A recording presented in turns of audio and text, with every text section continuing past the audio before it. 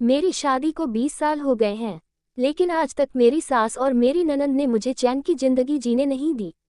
हर बात में मुझे ताने मारना, मुझे नीचा दिखाना, ऐसा दिखाना जैसे मैं किसी भिखारी घर से ब्याह करके यहाँ आ गई हूँ।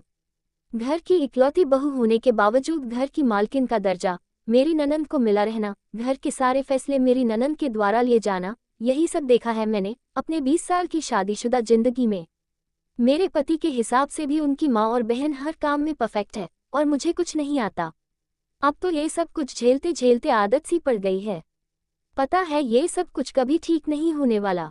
इतना सब होने के बावजूद अक्सर इस बात का ताना मारते रहना कि तू तो नसीबों वाली है जो इस घर में ब्याह कर आ गई, जहाँ सब इतने अच्छे हैं, तेरा इतना ख्याल रखते हैं, किसी बात की कोई रोक टोक नहीं है, किसी बात की कोई कमी नहीं है, तेरे जैसा नसीब हर किसी का नहीं होता, वगैरह वगैरह। कड़वा सत्य को लाइक और फॉलो करें। इस तरह की बात लगभग मैं रोज ही सुन लेती हूँ और समझ लेती हूँ कि मैं बहुत नसीबों वाली हूँ। अब मेरी नंद की बेटी की शादी की बात चल रही है। माँ, बेटी, बेटा एक दिन नंद रानी के बेटी की शादी के विषय में चर्चा कर रही थी और मेरी ननंद का कहना था बस अच्छा सा घर वर मेरी बेटी को मिल जाए। मैंने भी आज जीवन में पहली बार जवाब देने की सोची और बोला, बिल्कुल दीदी, बिटिया रानी को बिल्कुल मेरे ही जैसा घर वर मिल जाए, जहाँ इतना प्यार बरसता है और मुझे पलकों पर बिठा कर रखा जाता है, जहाँ बहू को किसी बात की कोई कमी नहीं, बस इतना ही प्यारा परिवार बिटिया रानी को भी मिल जाए। पता नहीं क्यों मेरी बात माँ, बेटी, बेटे को अच्छी नहीं लगी और सब भुन भुनाते हुए दूसरे कमरे में चले गए। मैंने तो बस आशीर्वाद ही दिया था, वह भी वही बोलकर जो मैं पिछले 20 सालों से सुनती आ रही थी।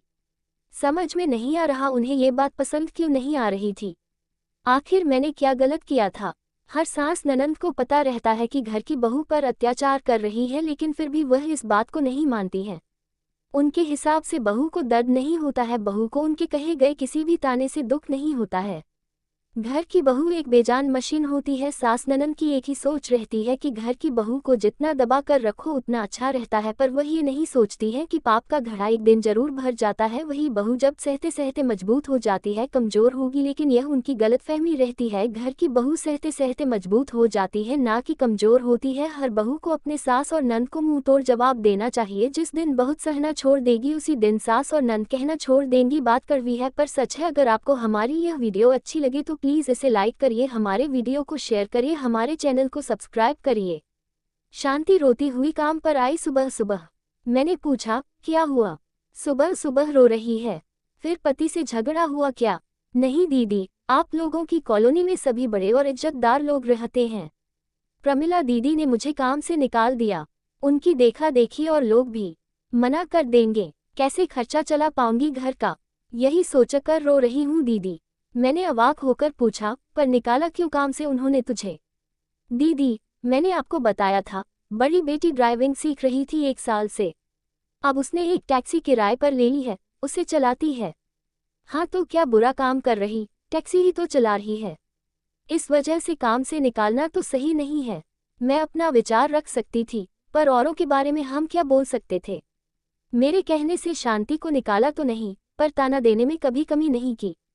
शांति को रोज सुनना पड़ता, देख इज्जत जितनी भी बची खुची, पड़ता देख इज्जत जितनी भी बची खुची है तेरी, सब पर धूल डाल देगी तेरी बेटी। रात देर तक टैक्सी चलाकर आधी रात घर वापस आएगी तो तुम्हारे परिवार का नाम नहीं डूबेगा। शांति यही बातें जब अपनी बेटी शालू से कहती तो वह सुंदर तरीके से जवाब देकर माँ का मुंह बंद कर देती। एक दिन सड़क पर और कोई टैक्सी नहीं मिली, खड़ी थी बारिश में, तभी शालू अपनी टैक्सी चलाकर आए और रुकी। मुझे सम्मान के साथ अपनी टैक्सी में बिठाया।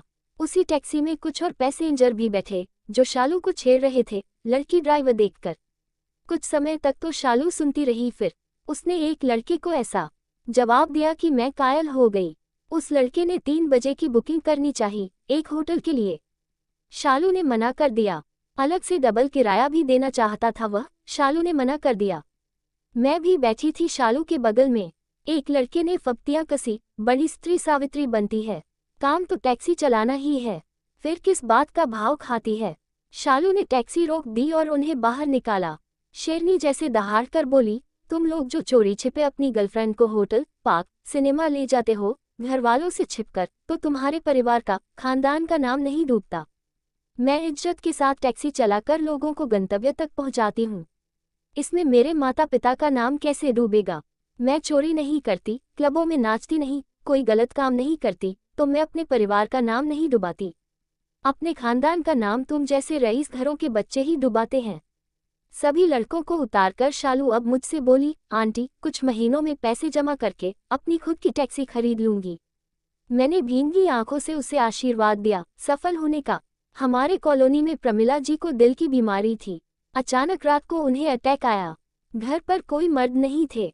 पति और बेटे कार से किसी बिजनेस टूर पर गए थे। आसपास से कैब बुकिंग कर तो ली, पर उन्हें आने में समय लगेगा। मैंने चुपचाप शांति को फोन पर बताई सारी बातें।